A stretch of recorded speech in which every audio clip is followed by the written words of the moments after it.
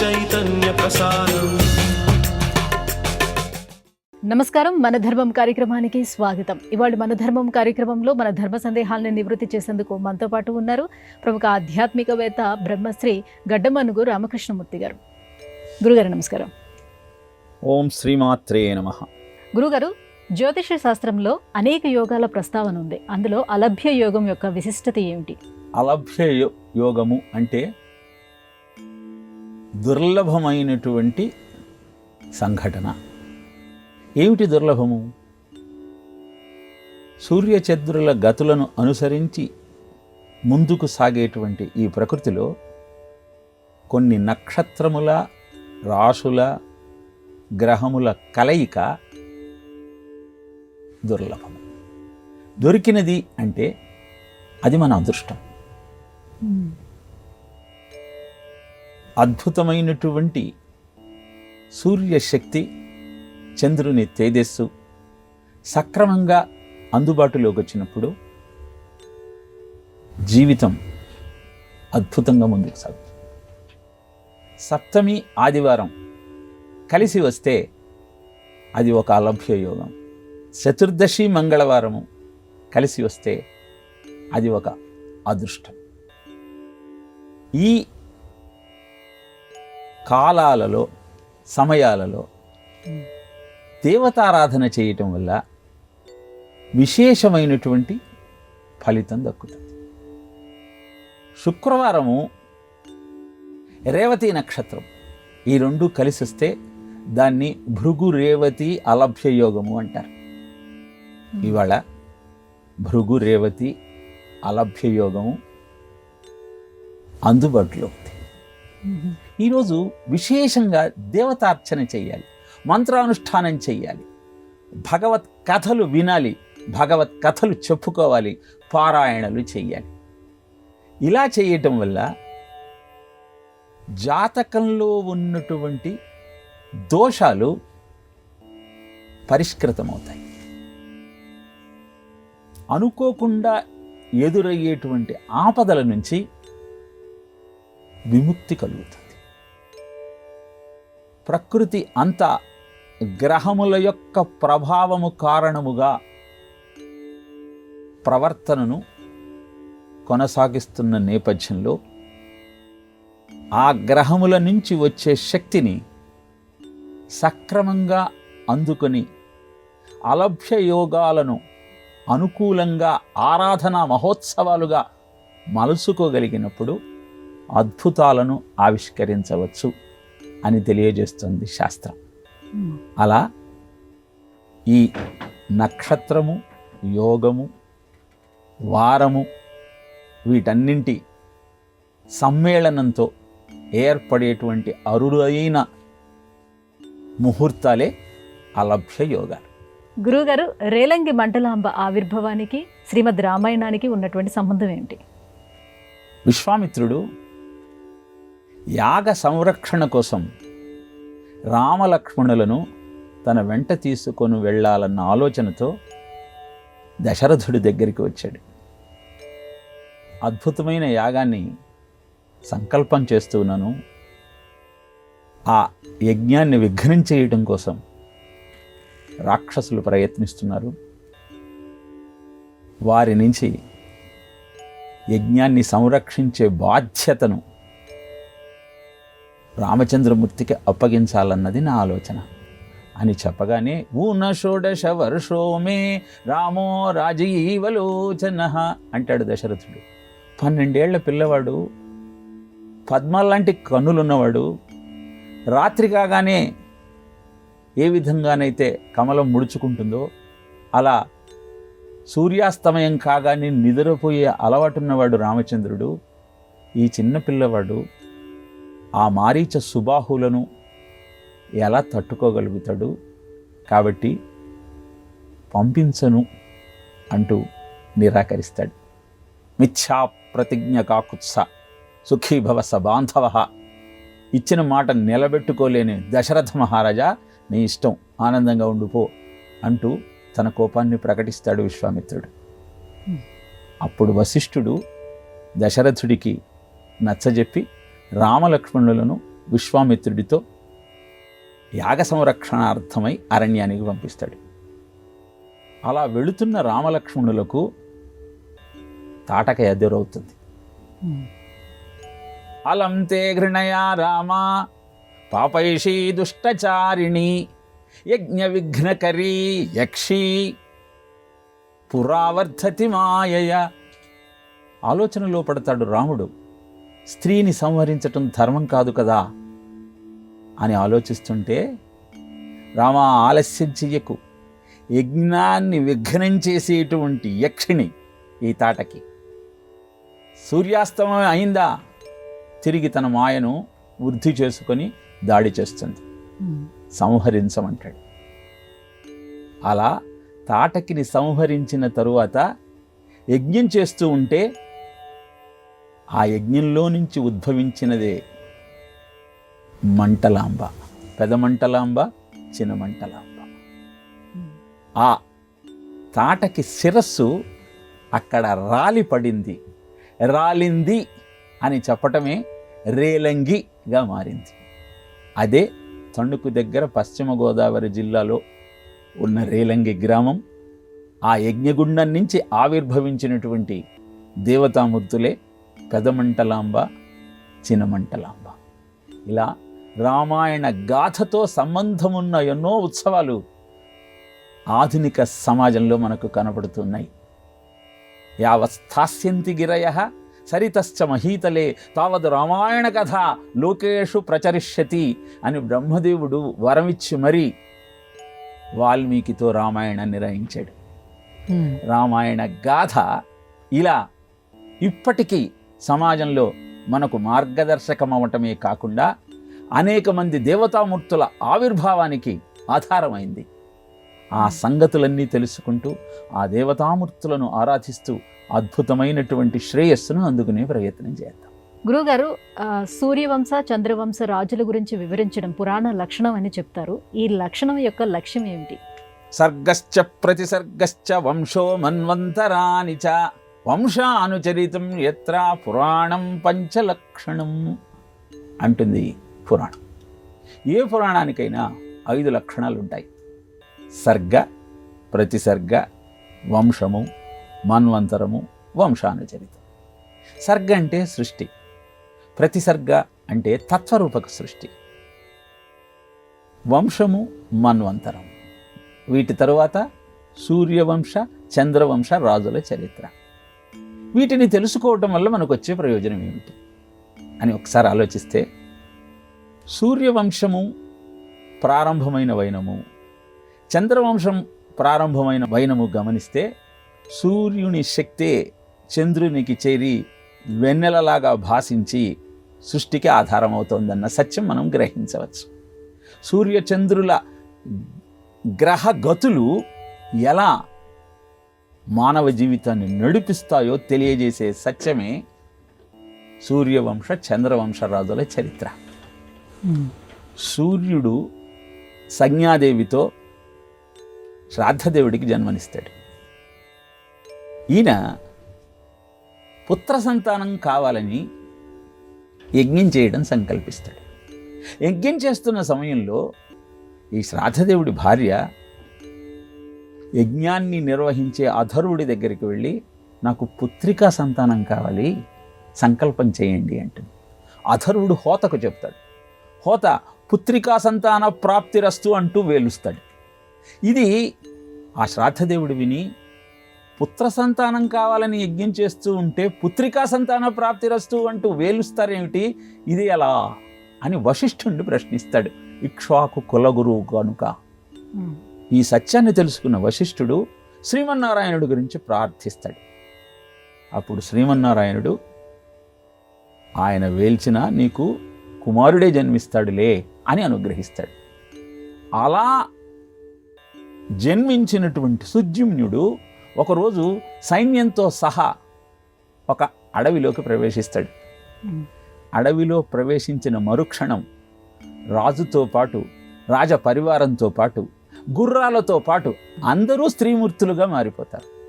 కారణము, ఆ అరణ్యంలో ఒకప్పుడు పార్వతీ పరమేశ్వరులిద్దరూ ఏకాంతంలో ఉన్నప్పుడు మునులంతా వస్తారు. పార్వతి సిగ్గుపడుతుంది. మునులు వెళ్ళిపోయిన తరువాత పార్వతి ఆ విధంగా కుంచుకుపోవటానికి కారణం అయిన ఆ ప్రాంతాన్ని, ఎవరు ఈ ప్రాంతంలో ప్రవేశిస్తారో వారంతా స్త్రీలుగా మారిపోవుదురుగాక అంటూ శపిస్తాడు శివుడు.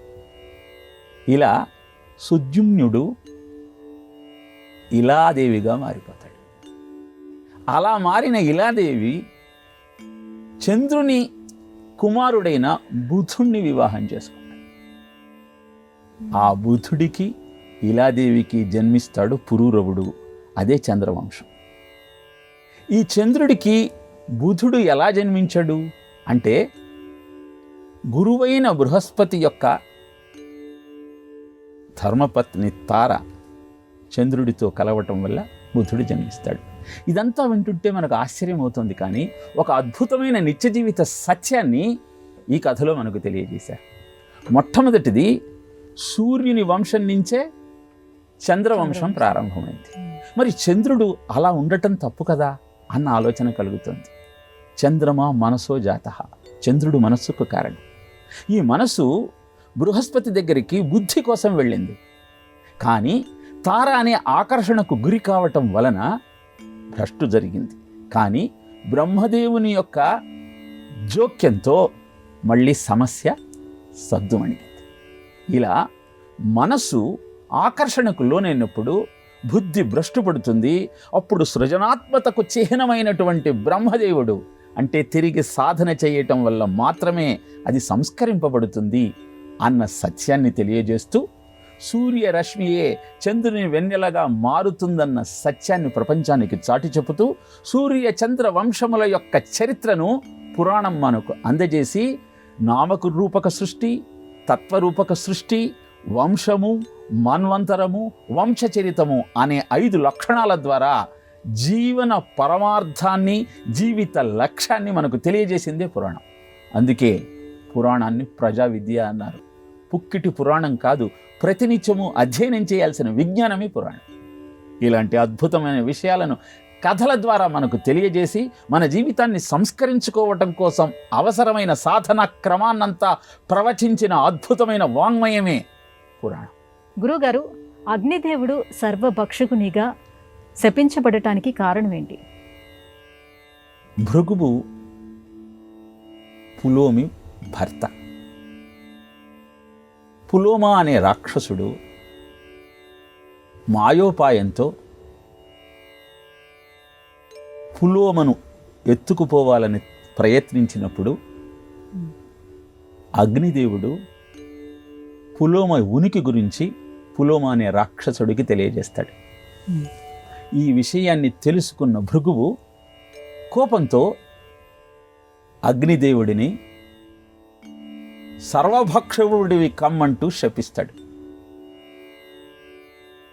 అగ్ని దేవతల యొక్క ముఖద్వారం.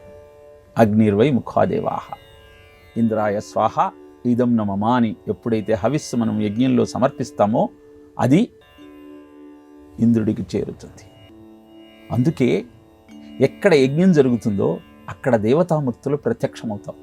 ద్రష్టుమర్హసి కౌశిక అంటాడు. అందుకే జనకుడు విశ్వామిత్రుడితో 12 రోజుల యజ్ఞాన్ని చేస్తున్నాను, దేవతామూర్తులంతా వస్తారు, వాళ్ళని ప్రత్యక్షంగా చూడవచ్చు, కనుక ఇక్కడ ఉండండి అని అభ్యర్థిస్తాడు. దశరథుడు పుత్రకామేష్టి యాగం చేస్తున్నప్పుడు కూడా దేవతలంతా వచ్చి బ్రహ్మదేవుడితో రావణాసురుడి యొక్క అకృత్యాల గురించి మొరపెట్టుకుంటారు. రామాయణంలోని ఈ దృష్టాంతాలు యజ్ఞం యొక్క మాహత్యాన్ని తెలియజేస్తున్నాయి. సర్వభక్షకుడివి కమ్మంటూ భృగు మహర్షి అగ్నిదేవుణ్ణి శపించగానే అగ్నికి బాగా కోపం వస్తుంది. నేను చేసిన తప్పేమిటి? ఆ రాక్షసుడు నన్ను పులోమ ఉనికి గురించి అడిగినప్పుడు సత్యమే చెప్పాను, సత్యం చెప్పినందుకు ఇంత పెద్ద శిక్ష అంటూ కుపితుడై తన 7 జ్వాలలను అంతర్ముఖం చేసుకుంటాడు. ప్రపంచంలో అసలు అగ్ని అనేదే లేకుండా పోతుంది. దేవతలంతా హాహాకారాలు చేస్తారు, ఆహారం లేదు కనుక. ప్రజలంతా బాధపడతారు. పాకం చేయటానికి అగ్ని లేదు కనుక. ఏం చెయ్యాలో తెలియని దేవతలంతా బ్రహ్మదేవుడి దగ్గరికి వెళ్ళి మొరపెట్టుకుంటారు. అప్పుడు బ్రహ్మదేవుడు అగ్నిని పిలిచి, సర్వభక్షకుడివి అయినా శవాన్ని కాల్చేది నీవే, దేవతలకు హవిస్సులిచ్చేది నీవే, శవం అశుచి, దేవతారాధన శుద్ధ శుచికి నిర్వచనం. నీ శౌచానికి ఎలాంటి భంగము ఏర్పడదు కనుక నీ ప్రతాపాన్ని తిరిగి ప్రదర్శించు. అగ్ని ముఖంగా దేవతలకు ఆహారాన్ని అందచేయి, ప్రజలందరి ఇళ్లల్లో పాకాన్ని ప్రారంభించమంటూ చెబుతారు. అగ్నిరితి భస్మ, వాయురితి భస్మ, జలమితి భస్మ, స్థలమితి భస్మ, వ్యోమమితి భస్మ, సర్వగం ఇతి భస్మ.